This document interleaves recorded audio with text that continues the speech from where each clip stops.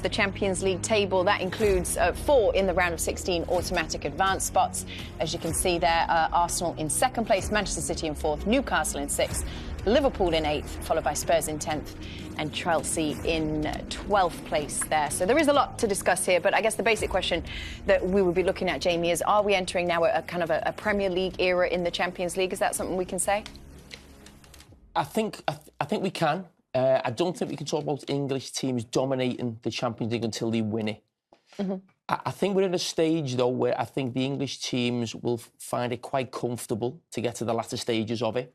I think that the depth of quality and strength in the Premier League goes a lot deeper than any other league, whereas the other leagues will still have a Real Madrid or Barcelona, maybe PSG, Bayern Munich, who can stop the English teams actually winning it. I think they're on the same level as the English teams, but when you see the English teams, and it takes me back to when myself and Thierry were playing in the late 2000s, where you'd start the Champions League competition and you were pretty much certain that you would be getting to the quarterfinals before you had to really break sweat, or really had to worry about maybe the opposition that you were coming up against.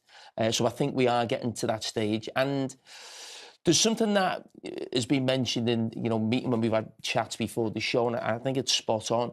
I don't think we put enough pressure on English teams to win the Champions League in our own country. I think the pressure that's applied to Barcelona and Real Madrid, especially in Spain, it almost feels like a huge failure of the season if they don't win the Champions League, regardless if they win La Liga. Whereas in England, it's a feeling of, OK, but the league's the most important thing. I've always said, and I'll never change my mind on this, the Champions League is a bigger trophy than a domestic league title. And that's not because I won the Champions League and didn't win the Premier League. For me, it's the biggest trophy in club football. And I think we should... Sorry, Micah. I do think we should be a lot tougher on our teams when they go out the competition. Even like Liverpool last season, we just say, OK, it's a cup competition, now you can concentrate on the league. We'll probably say the same about Arsenal this season as well. No, I just wanted to ask you, you shushed me off then. Is that because of the history of Liverpool and the success in Europe? Why for you? Because as an Englishman, I always wanted to win the Premier League. FA Cup and Premier League, I was done, I was happy with that. Champions League was never a forefront of my mind, but why was it for you? No, I don't think it was the forefront of my mind when I was playing. As like, it's just got to be about the Champions. What are you two laughing at? Am I stuttering here or something? I mean, you don't want to know why we're laughing. Trust me. Carry on with what you're doing. What's going on? I am listening though. I'm finding it. Is it rude? By the way. No, it wasn't rude. Let's go. Okay, right. Let's get back to it. No, go on. Let the kids carry on over there. Yeah. Right. I'm waiting for my turn. For what? Your turn? Peter has said I spoke too much at the interview. Shall I just shut up? No, I enjoyed what you were saying. But why the Champions League is a bigger trophy than the Premier League. End of story. Why was it special for you? Because it's the biggest trophy you can win. End of story. It's not even a debate. Come on. Thierry wants to come in. Go ahead, Thierry. No. What's funny? No, but go on, TT. Can't be shared now. No. Joking aside, I don't think you can say that the English team are dominating the Champions League right now. And I go with what Jamie was saying. You need to win it to say that. At one point, you had, I think it was 2 to 3 years in a row that you had three teams from England in a semi-final. Yes. Mm-hmm. So that's when you can say you're dominating in a way. But Barca, at one point, I think we went to the final beating English teams on the way. Paris Saint-Germain beat all the English teams on the way last year.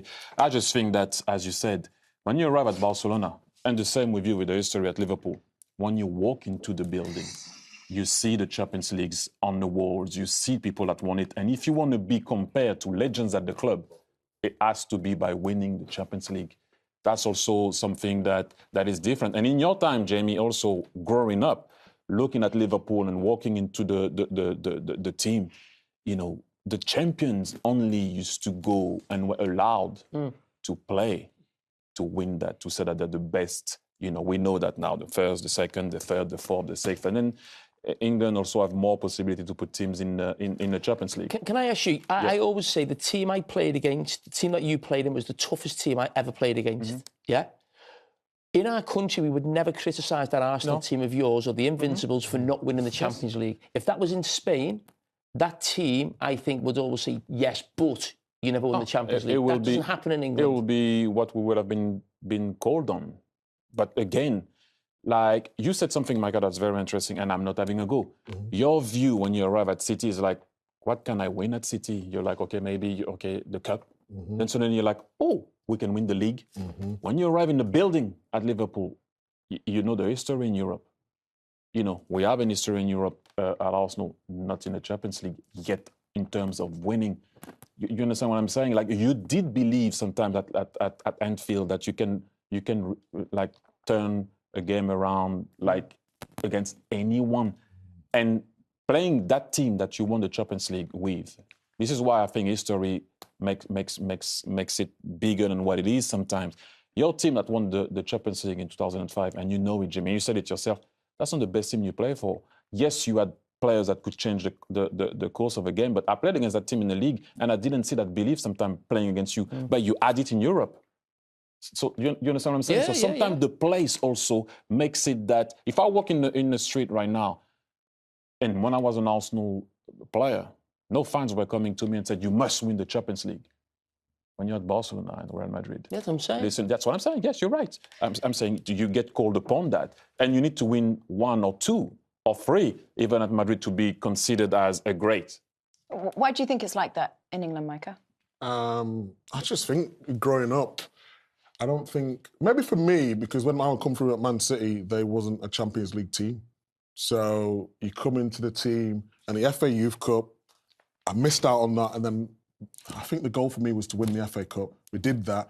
And then you start dreaming, the investment comes into the club, it's the league. That's all we talked about. It was never maybe because the Champions League wasn't realistic at the time, but it was all about the league. And then we missed out, we got to the Champions League, and then we won the league. And it was just, and if I ask any of my friends or ex-players, I always say they'd rather win the league than the Champions League. And that's why when I ask you the question, it intrigues me. It genuinely does. I don't know if that's because of the history of the club or you personally just prefer the Champions League.